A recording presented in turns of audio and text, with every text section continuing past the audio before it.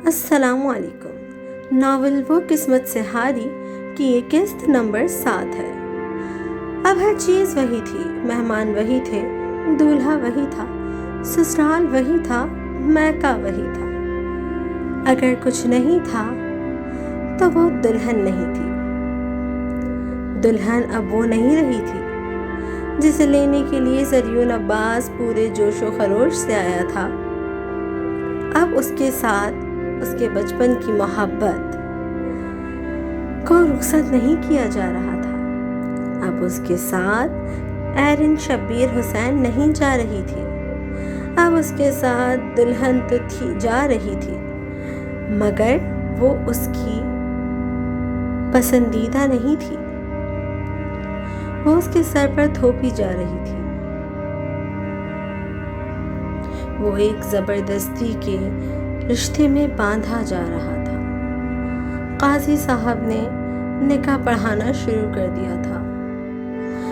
بشرا شبیر حسین، ولد شبیر حسین، کیا آپ کو سکہ راج الوقت 5 لاکھ روپے کے عوض زریون عباس ولد عباس علی کے ساتھ نکاح قبول ہے؟ اس نے چھلکتی آنکھوں سے دھندلے ہوتے منظر کو ایک بار پھر دیکھنے کی کوشش کی تھی۔ سامنے اس کی کھائی ہی تھی جس میں اس کے والد نے اسے دھکیل دیا تھا۔ اس نے بے دردی سے اپنی آنکھوں سے بہتے آنسوں کو رگڑا تھا۔ کامدار جوڑے کی اس آستین نے چہرے کو بری طرح زخمی کیا تھا۔ آنکھ سے کچھ نیچے ناک کے برابر میں اس کے چہرے پر خون کے قطرے نمودار ہوئے تھے، مگر وہاں فکر نہیں تھی۔ وہاں اب درد تھا، وہاں اب کرب تھا، وہاں احساس ختم ہو چکے تھے۔ اس کا دل مانو کسی نے یکدم پتھر کا کر دیا تھا۔ اس کے سارے جذبات مر گئے تھے۔ اس سے اس کی وہ محبت چھینی جا رہی تھی جس کے بارے میں کسی کو علم نہیں تھا۔ اس کا دل زخمی ہوا تھا اور اس سے بے انتہا خون رس رہا تھا۔ اس کے دل ٹوٹنے کی آواز اتنی زور سے آئی تھی کہ اس کی سماعتیں بہری ہو گئی تھیں۔ وہ کسی کو بتا نہیں سکتی تھی اس وقت اس کا کیا حال تھا۔ اس نے اس بے دردی سے اپنے منہ کو رگڑا تھا کہ خون سے منہ سرخ ہونے لگا تھا، مگر نہ اسے فکر تھی اور نہ ہی دیکھنے والوں کو۔ کسی کو اس کے چہرے پر چھلکتا ہوا خون نہیں دکھا تھا، کسی کو اس کی آنکھوں سے بہتے وہ آنسو نہیں دکھے تھے۔ سب کو اگر کچھ دکھا تھا تو وہ بس یہ کہ ان کی عزت کا جنازہ نہ نکل جائے۔ اسی لیے انہوں نے ایک جنازہ بڑی شان سے نکالا تھا۔ بشرا نے بے حد سرد مہری کے ساتھ چہرے کو حد درجہ سرد رکھتے ہوئے کہا تھا، قبول ہے۔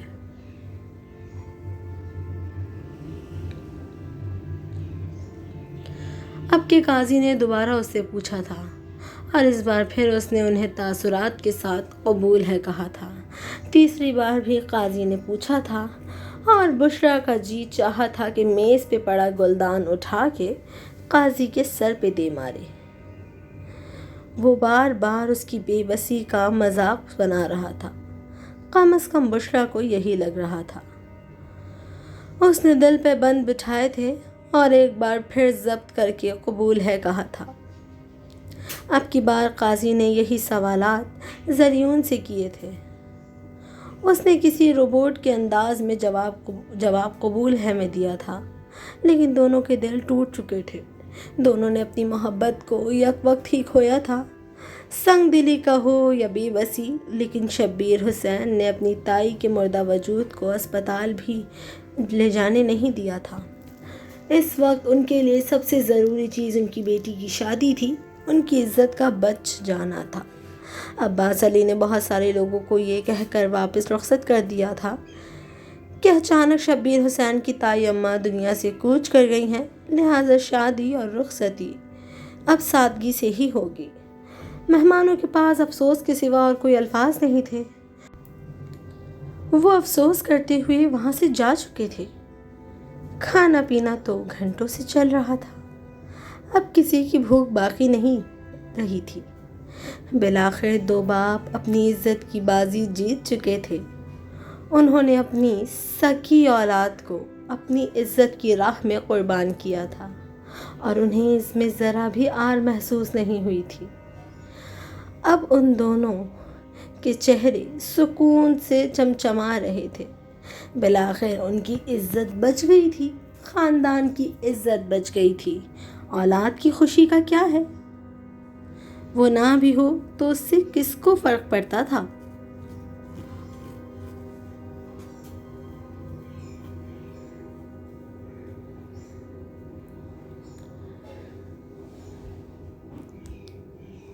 عذرا کو بے اختیار شبیر حسین اور عباس علی سے خوف محسوس ہوا تھا۔ اس نے کبھی نہیں سوچا تھا اس کا یہ بھائی جو اس کی ماں پر جان دیتا ہے، آج اس کے مردار وجود کی بھی پرواہ نہیں کرے گا۔ اس کے لیے عزت اتنی قیمتی تھی کہ اس نے بیٹی کو اتنے آنن فانن رخصت کر دیا تھا، بغیر یہ سوچے سمجھے کہ اس کے بعد بشریٰ کے ساتھ کیا ہوگا۔ اس کے دل میں ایک انجانہ سا خوف سانپ کی مانند کنڈلی مار کر بیٹھ گیا تھا۔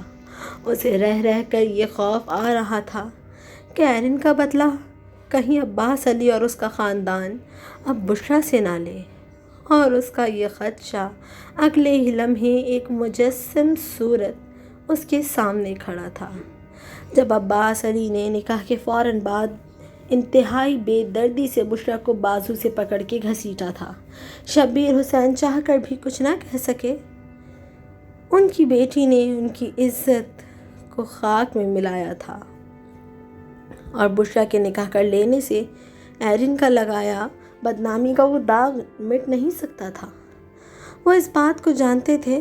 بختاور بیگم تڑپ کر اپنی بیٹی کی جانب بڑھی تھی جب ان کے بھائی نے انہیں روک دیا تھا۔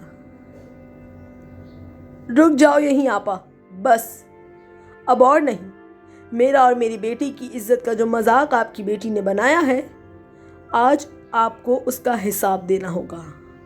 یہ لڑکی یہاں سے کسی لال جوڑے یا لال دوپٹے میں رخصت نہیں ہوگی،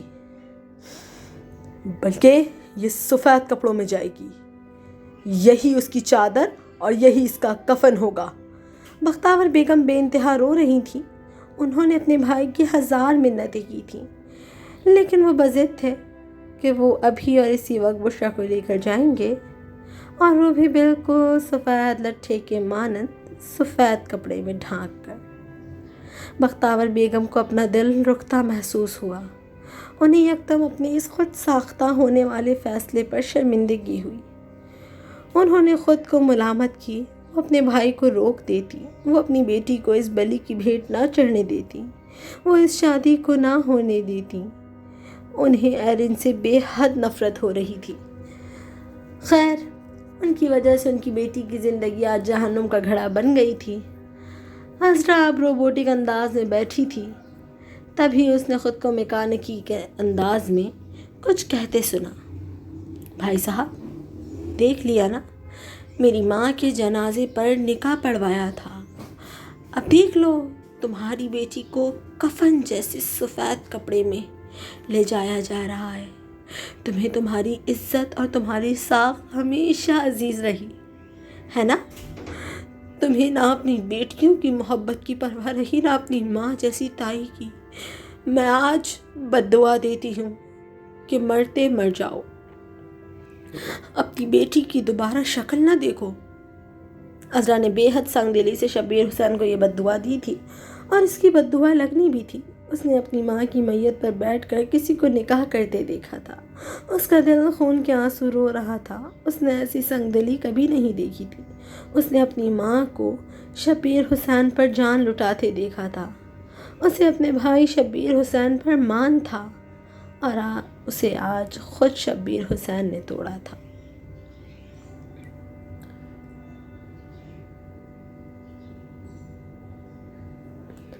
وہ اتنی دیر سے دوڑ رہی تھی کہ آنکھیں شل ہو گئی تھیں، قدم تھک گئے تھے اور دل بوجھل ہو گیا تھا۔ تھوڑی دیر پہلے والی آزادی اب اسے سزا لگنے لگی تھی۔ وہ جانے کب سے دوڑ رہی تھی۔ وہ گھر سے بہت دور نکل آئی تھی، کسی جنگل جیسے ویرانے میں۔ اسے نہیں پتا تھا کہ آس پاس کیا ہے کیا نہیں، لیکن واحد ٹھکانہ اس کے پاس اس وقت صرف اور صرف ابراہیم شاہ کا گھر تھا۔ وہ رو رہی تھی جب اس نے ابراہیم شاہ کو کہتے سنا، تم رو کیوں رہی ہو؟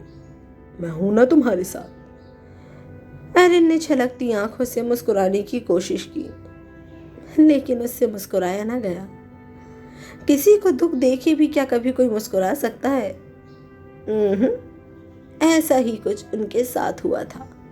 وہ ابراہیم شاہ سے اب منت کر رہی تھی اور اس سے کہہ رہی تھی، پلیز مجھے گھر لے چلیں، میں ایسے اور زیادہ نہیں رہ سکتی ہوں، میں نہیں رہ سکتی اس طرح، مجھے عادت نہیں ہے ایسے روڈوں پر اور بیابانوں میں رہنے کی، مجھے گھر لے کر جائیں۔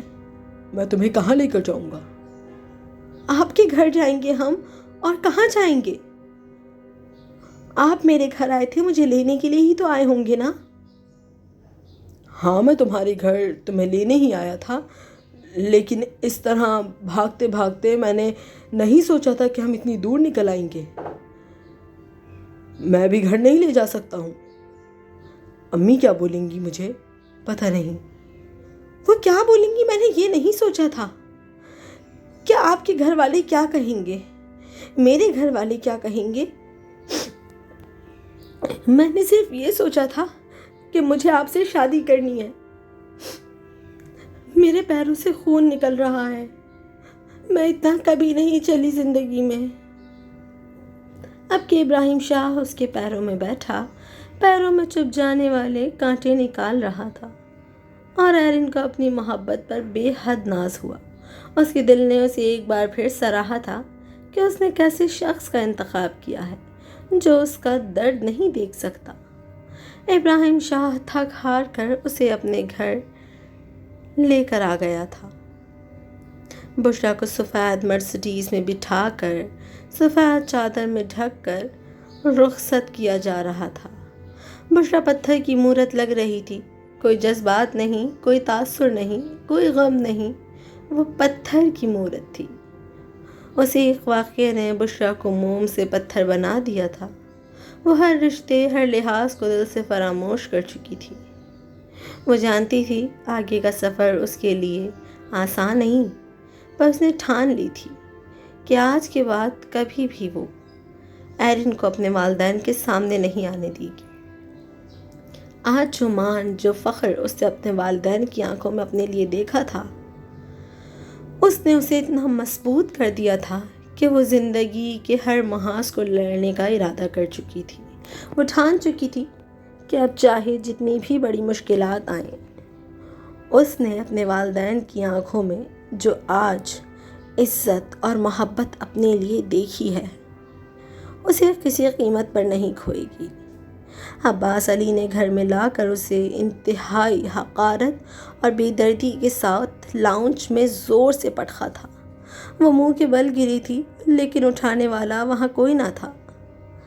اللہ کسی کو بشریٰ جیسی قسمت نہ دے جو ساری زندگی اپنے میقے میں چھوٹی بہن کے حسن کے آگے والدین کی ہی نظروں میں نظر انداز ہوتی رہی، جسے کبھی کسی نے نہیں سراہا۔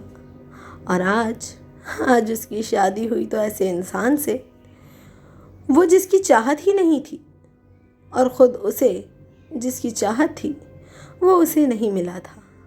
اسے فرحان کا خیال بار بار آ رہا تھا، لیکن اب کی بار اس نے دل کو سختی سے ڈپٹا تھا کہ فرحان کو بھول جاؤ، فرحان سے کوئی تعلق نہیں ہے، اب جو بھی ہے وہ زیون ہے اور یہ گھر ہے۔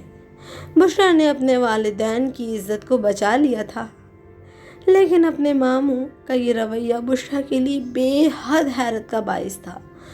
اب عباس علی اس پر چیخ رہے تھے، چلا رہے تھے، اسے برا بھلا کہہ رہے تھے۔ وہ ایرن کے گھر سے بھاگ جانے کا قصوروار بھی بشریٰ کو ہی ٹھہرا رہے تھے۔ اس نے بہت ضبط کیا اور بے حد ہمت جمع کر کے کہا، ماما، آپ کے غم و غصے کو سمجھ سکتی ہوں، لیکن میرا ایرن کے بھاگنے میں کوئی ہاتھ نہیں ہے۔ اور عباس علی نے ایک زوردار تھپڑ اس کے منہ پر مارا تھا۔ اس کے ہونٹ کے کنارے سے خون رسنے لگا تھا۔ اس کا دانت ہل چکا تھا۔ وہ لڑکی جس کو نظر انداز کیا تھا لیکن کبھی اس کے والد نے ہاتھ نہیں اٹھایا تھا، آج اس کے ماموں نے اسے ایسے ناکردہ گناہ کی سزا میں ایسا تھپڑ مارا تھا کہ اس کا دانت ہل گیا تھا اور اس کے ہونٹ سے خون بہہ رہا تھا۔ لیکن اس درد سے کسے فرق پڑتا تھا؟ اصل درد تو وہ تھا جسے وہ اپنے اندر برداشت کر رہی تھی۔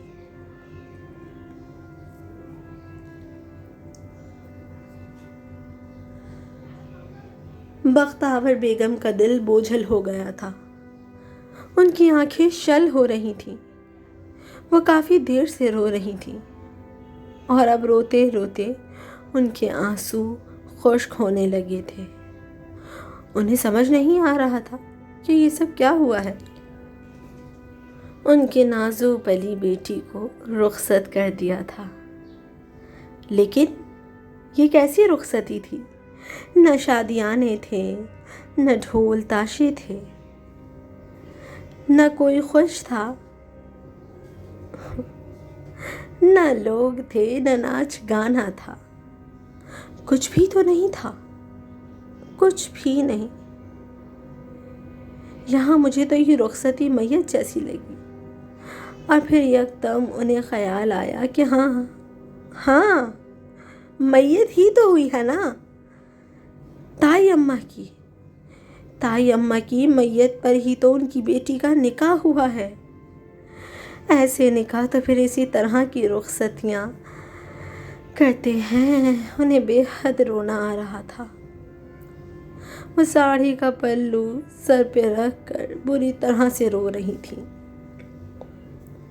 انہیں روتا بلکتا دیکھ کر شبیر حسین کا دل بھر آیا تھا۔ انہوں نے اپنا چہرہ فوراً ان کی جانب سے موڑ لیا تھا۔ وہ اپنی پیاری بیوی کو اس طرح روتے نہیں دیکھ سکتے تھے۔ وہ بار بار خود کو یہی دلاسا دیتے رہے کہ انہوں نے جو کچھ بھی کیا اپنی اور اپنے خاندان کی ساکھ اور رشتے بچانے کے لیے کیا ہے۔ لیکن ایسے رشتے کس کام کے ہیں آخر؟ کس کام کے تھے یہ رشتے؟ جن رشتوں میں کوئی وفا کی کشش نہیں تھی، جن رشتوں میں کسی کا احترام نہ بچاؤ۔ شبیر حسین کو پال پوس کر بڑا کرنے والی خاتون اور ان کی شادی کرانے والی یہی تائی اماں تھی، جو آج بھی مردار وجود کے ساتھ اس صوفے پر اوندھی پڑی تھی۔ ان کی بیٹی نے انہیں مشکل سے سہارا دے رکھا تھا، لیکن کسی کو اس چیز سے کوئی فرق ہی نہیں پڑتا تھا۔ ایک کو اپنی عزت اور اپنی بیٹی کے بھاگ جانے کا غم تھا، اور اس بات نے اسرا کو ایک تمسخر بھری ہنسی ہنسنے پر مجبور کیا تھا۔ اس نے شبیر حسین کو للکارا تھا، مجھے بتائیں مجھے کیوں کیا آپ نے ایسا؟ شرم آتی ہے؟ اس لمحے پہ جس لمحے میں اور آپ بہن بھائی بنے، اماں کو میں نے 1000 بار کہا تھا، وہ کبھی نہیں سمجھی۔ چچا زاد تو چچا زاد ہی ہوتے ہیں نا، انہیں لگا آپ ان کے بیٹے ہیں۔ میرا کوئی بھائی نہیں تھا، میں نے ہمیشہ ہر حال میں آپ کو ہی بڑا مانا تھا، لیکن آپ نے کیا کیا؟ چھوٹی بھاگ گئی تو بڑی کا نکاح میری ماں کی میت بھی کیا۔ ایک لمحے کے لیے بھی نہیں سوچا کہ یہاں اس طرح مری کیوں پڑی ہیں؟ کیونکہ انہیں آپ کی بیٹیوں کا غم تھا، انہیں آپ کی عزت کی فکر کھا گئی۔ اور آپ نے کیا کیا ہے؟ بھائی صاحب، ایسا تو کوئی دشمن بھی نہیں کرتا، اتنا سنگ دل تو کوئی غیر بھی نہیں ہوتا۔ مجھے آج آپ سے بری طرح نفرت محسوس ہو رہی ہے۔ مجھے آج سے پہلے کسی سے اتنی نفرت نہیں ہوئی جتنی مجھے آج آپ لوگوں سے نفرت ہو رہی ہے۔ بہت اچھا کیا، بہت اچھا کیا ارن نے کہ اس نے اپنی خوشی کو آپ لوگوں کی عزت پر ترجیح دی. اور رہی میری والدہ کی تدفین تو وہ بخاری ہاؤس سے ہی ہوگی. ابھی میں زندہ ہوں. میں اپنی ماں کی تدفین خود کروں گی.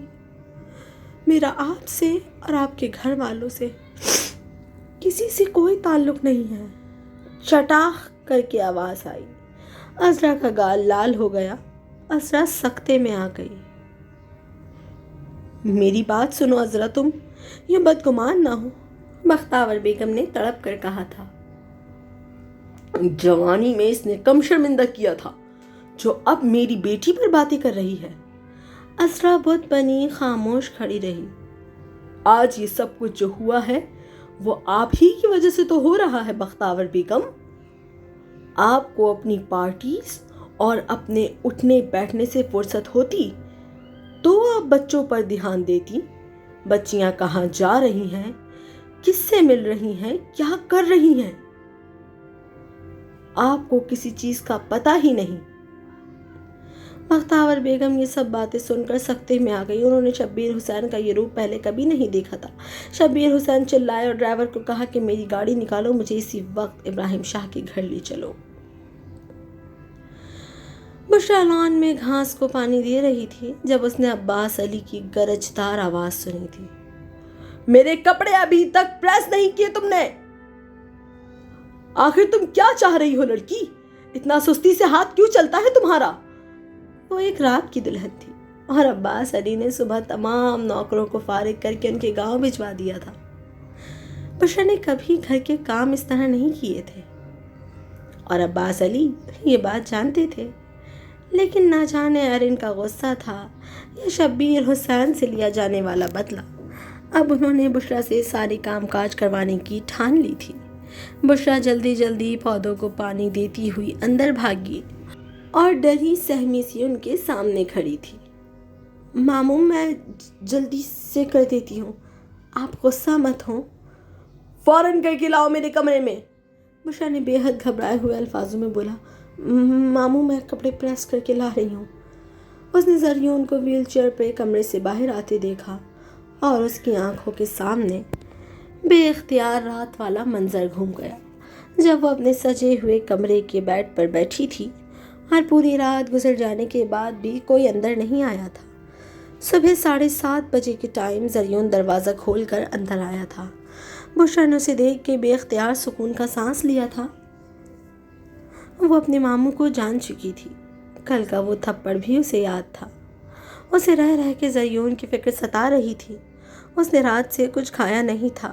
اس نے دوا بھی نہیں لی تھی. جانے یہ نکاح کا اثر تھا یا رشتے کا، وہ اس کے لیے بے قرار ہو رہی تھی. اسے ایک ہی رات میں زریون کی بے حد فکر ستانے لگی تھی اور اپنی زندگی میں پہلی بار اسے فرحان کا خیال ایک لمحے کے لیے بھی نہیں آیا تھا. وہ جلدی سے زریون کے قریب بھاگی تھی. اس نے زریون کا ہاتھ پکڑنے کی کوشش کی مگر اسے تیزی سے اپنا ہاتھ پیچھے کر لیا. میں ٹھیک ہوں، مجھ پہ ہمدردیاں دکھانے کی ضرورت نہیں ہے. میں کوئی مستقل اپاہج نہیں ہوں. میں ٹھیک ہو جاؤں گا، سمجھی؟ تمہیں کیا لگتا ہے کہ میں تمہارا محتاج ہوں؟ تمہارے سہارے چلوں گا. میں زریون عباس علی ہوں. میں سب کچھ کر سکوں گا. تم دیکھنا، بابا صحیح کہتے ہیں. تم نے ہی بھگایا ہے ارن کو. میری ارن ایسی نہیں تھی. وہ ایسا کچھ نہیں کر سکتی. یہ سب کچھ تم نے کرا ہے کیونکہ تم مجھ سے شادی کرنا چاہتی تھی، ہے نا؟ تبھی تو تم نے فوراً نکاح کر لیا. زریون ہذیانی انداز میں اسے چیخ چیخ کر یہ کہہ رہا تھا جبکہ بشرا کو سمجھ نہیں آ رہا تھا کہ آخر وہ ایسا کیوں کہہ رہا ہے. تبھی اسے اچانک احساس ہوا کہ وہ اپنے حواسوں میں نہیں ہے اور وہ خاموش ہو گئی. بیل بجی. دروازہ شکیلا نے کھولا تھا اور شاہ منزل میں اس وقت قیامت ٹوٹی تھی. شکیلا کا دل ایک دم بند ہوا تھا. اس نے جو منظر دیکھا وہ اس کی روح کو کھینچنے کے لیے کافی تھا.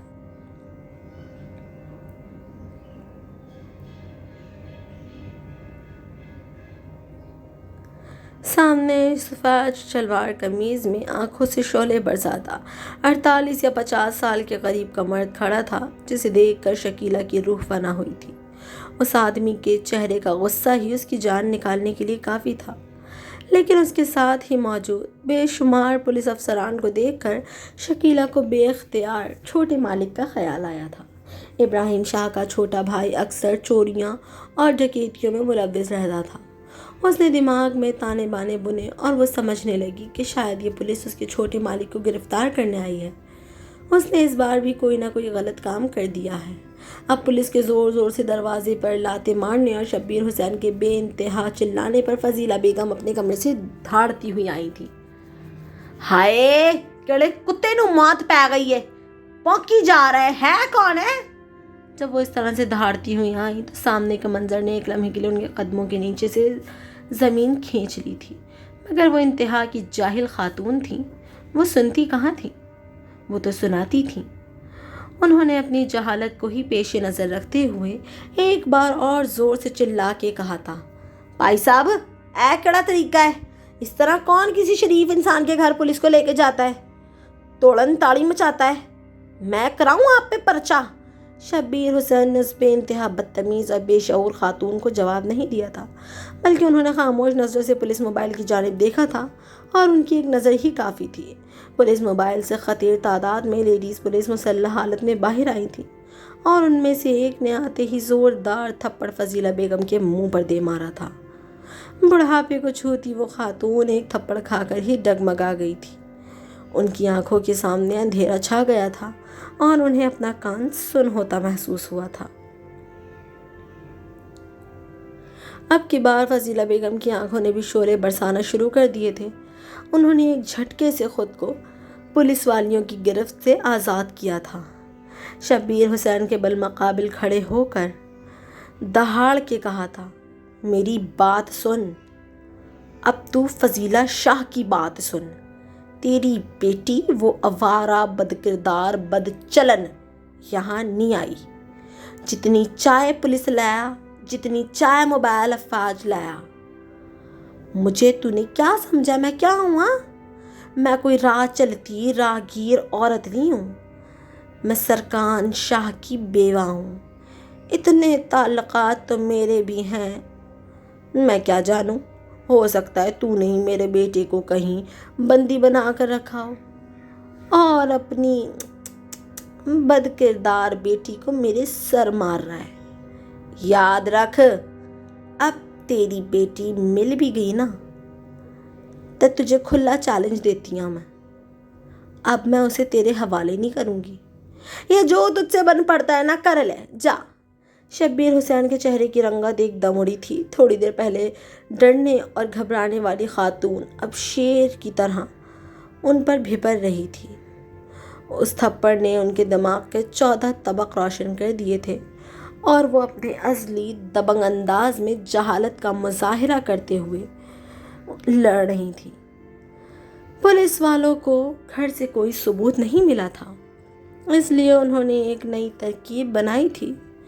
ابراہیم شاہ کے چھوٹے بھائی کو ڈرگز لیتے ہوئے پکڑا ہے، یہ جھوٹی خبر بنا کر گھر سے نکال کر لے جانا چاہا تھا۔ جب فضیلہ بیگم بول اٹھی، ڈی ایس پی جو بھی کرنا سوچ سمجھ کر کرنا، تمہیں دونوں طرف سے اچھے خاصے نتائج بھگتنے پڑ سکتے ہیں۔ یہ پہلی بار تھا جب فضیلہ بیگم اتنی صاف اردو میں کسی کو للکار رہی تھی۔ ڈی ایس پی کو اپنا دم گھٹتا محسوس ہوا۔ وہ دو باوسو گھرانوں کے بیچ پھنس چکا تھا۔ شبیر حسین بے حق ساکھ والے اور روب و دبدبے والے انسان تھے، لیکن دوسرا گھرانہ بھی اتنا کمتر نہ تھا جتنا اس نے جانا تھا۔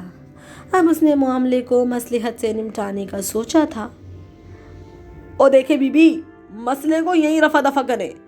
شبیر صاحب ایک بڑے اعلیٰ ظرف خاندان سے تعلق رکھتے ہیں، وہ آپ لوگوں کو معاف کر دیں گے، ہمیں آپ سے بھی کوئی لینا دینا تو ہے نہیں، بس آپ ہمیں ابراہیم شاہ کا بتا دیں، نہ آپ کو پریشانی ہوگی جی، نہ ہمیں۔ میں نہیں جانتی وہ بے غیرت انسان کہاں ہے اور نہ ہی اس بد چلن عورت کو جانتی ہوں جسے اس نے اس کے گلے باندھ دیا۔ زبان سنبھال کر بات کرو۔ شبیر صاحب دھاڑے تھے۔ کیوں؟ تھوڑی دیر پہلے تو دعوے کر رہا تھا کہ وہ تیری اولاد نہیں ہے، اب تجھے کیوں اتنا برا لگ رہا ہے؟ نہ زبان سنبھالوں گی اور نہ تیری بیٹی کو، اسے بڑا شوق ہے گھر سے بھاگنے کا، تو بھاگے۔